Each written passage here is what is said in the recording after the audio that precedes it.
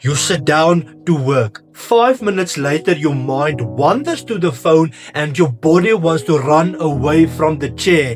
You lose both focus and concentration, and getting back to the task feels like moving a truck.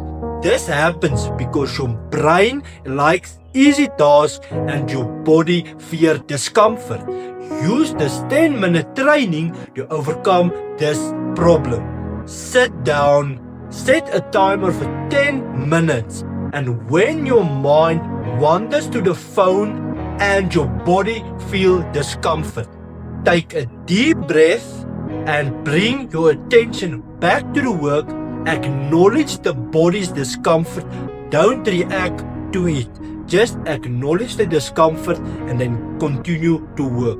This practice will help you with both discomfort and distraction. If you can do this over time, your ability to handle discomfort will be much better, and to bring your attention back to work when you're distracted will become much more better.